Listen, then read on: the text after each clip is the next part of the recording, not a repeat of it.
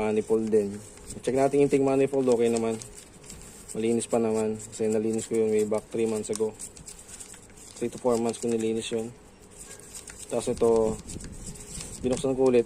Actually, nilinis ko ito dati. Nagloko lang yung map sensor. Kaya inano ko na rin. Sinabay ko na rin, sayang kasi yung bukas.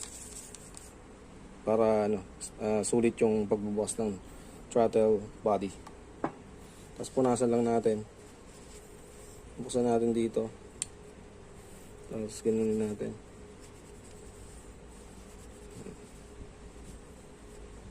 Tapos same process.